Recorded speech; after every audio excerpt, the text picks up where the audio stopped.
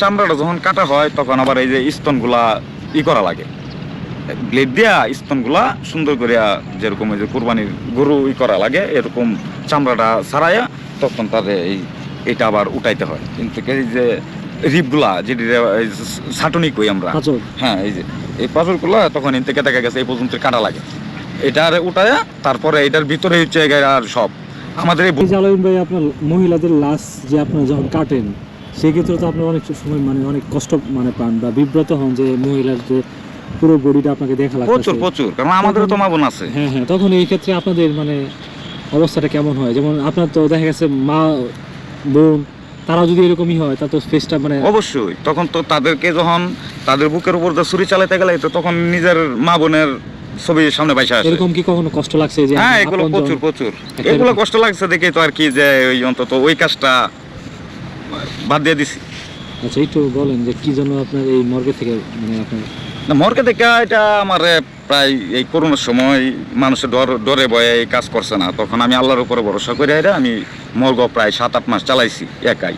তো বিষয় হচ্ছে একা চালাইছি, তারপরে আবার না পাইরা কারণ লোকজন আইসে না, এখন এই কাজ তো আর থামিয়া থাকতে পারে না, এটা চলমান কাজ, তারপরে হচ্ছে গুরুত্বপূর্ণ কাজ, তাহলে দুনিয়ার যত কিছু হোক এই কাজ করতেই হইব, আমি না করে অন্য কেউ করবো।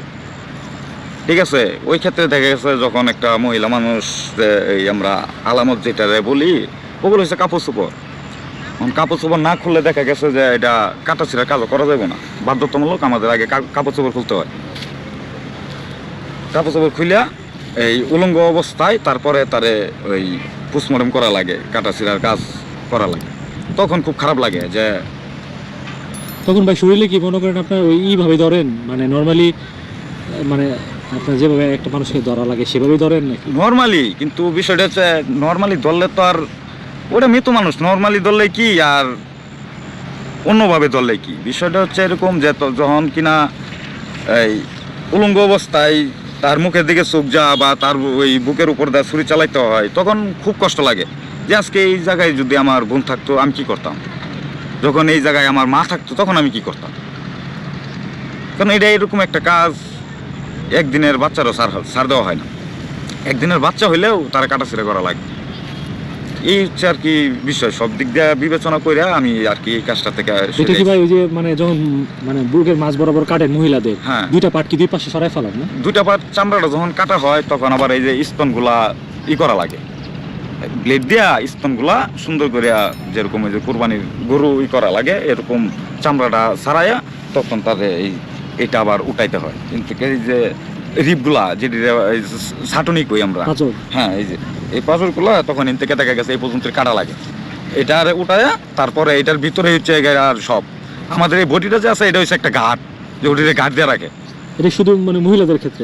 সবার ক্ষেত্রে, পুরুষদের ক্ষেত্রে? হ্যাঁ আচ্ছা, এটা সবার ক্ষেত্রে। তো এটা যখন মানে আপনারা মানে ওই করেন ভিতরে, তো মানে মৃত মানুষের কি ভিতরে কেমন মানে স্বচ্ছ কি রক্ত থাকে নাকি রক্ত জমাট বাঁধা থাকে বা কিরকম থাকে? না, রক্ত তো অবশ্যই, মানুষ যখন রক্ত প্রত্যেকটা প্রাণীরই আছে, হ্যাঁ রক্ত বের হয়। রক্তগুলো কি মানে জমাট বাঁধা কালো থাকে? হ্যাঁ, কিছুটা কালো হয়ে যায়। কালো হয়ে যায় না? হ্যাঁ, একটু জমাটও থাকে, কারণ সে মারা যাওয়ার পরে তো তার সব কিছুই অচল, চলাফেরা ইনটোটালি বদ্ধ হয়ে যায়, তখন এটা জমাট হয়ে যায়, রক্ত জমাট বাঁধা শুরু হয়। হ্যাঁ, তখন এই যে আপনার মহিলাদের লাশগুলো আপনার মানে যখন কাটাকাটি করেন সেই ক্ষেত্রে দেখা যায় যে নিজেরও চোখ হেফাজত রাখা যায় না, না রাখা যায়, কারণ হচ্ছে যে আপনার মানুষ তো আমরা, দেখেন চোখ তো মানে চোখে ভালো করে না দেখলে আপনি কাজ কিভাবে? না না, কাজ করা যায় তো আপনার মানে এটা মানসিকভাবে দেখা যায় একটা এটা মানে একটা চাপ পড়ে, প্রচুর চাপ লাগে, প্রচুর খারাপ লাগে। অনেকেই তো ভাই দেখা গেছে যে আপনার নেশা টেশা করে লাশ টাস কাটে, আসলে এরকম কি এটা কি কতটুকু মানে ঠিক কিনা? নেশা আসলে নেশা এটা যার ব্যক্তিগত পেশা, এই কাজ করলে যে নেশা করতে হবে এরকম কোনো কথা না। তাই মেয়েদের বলছি আল্লাহ যেন কোনো দিন এমন দিন না করে কারো মেয়ে কেউ কোনো মহিলা মানুষ আত্মহত্যা করে বা অ্যাক্সিডেন্ট করে মারা গেলেও দেখা যায় মর্গে নেওয়া লাগে, এইভাবে কাটতে হয়।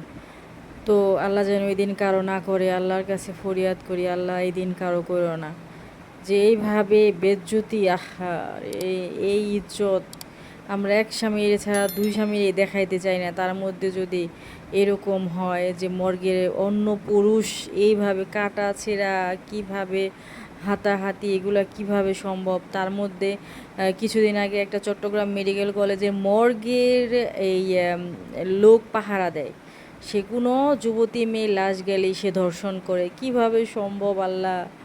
এই ভিডিও দেওয়া আছে এই চ্যানেলে, আপনারা একটু দেখে নেবেন কিভাবে সম্ভব। উফ আল্লাহ, তুমি রহমত করো।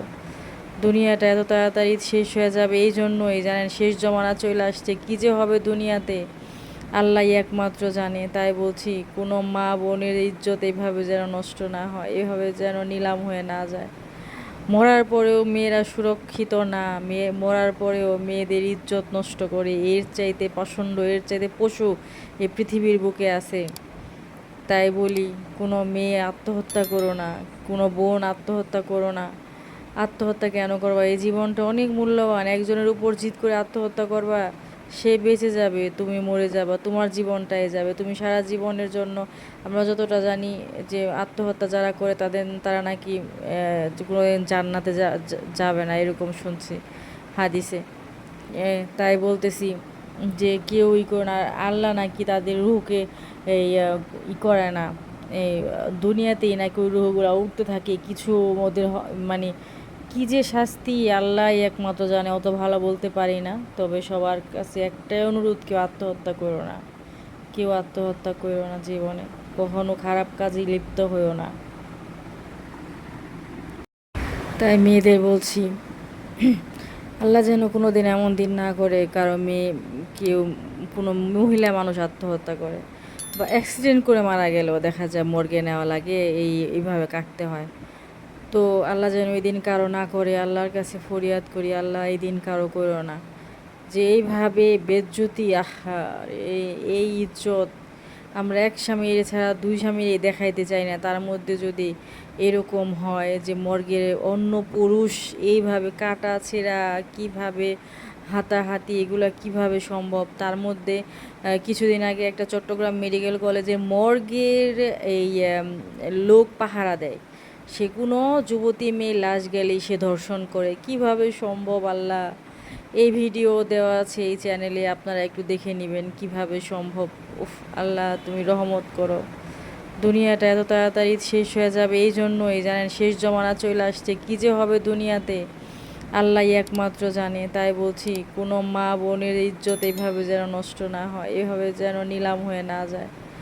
মরার পরেও মেয়েরা সুরক্ষিত না, মরার পরেও মেয়েদের ইজ্জত নষ্ট করে, এর চাইতে পাষণ্ড, এর চাইতে পশু এই পৃথিবীর বুকে আছে।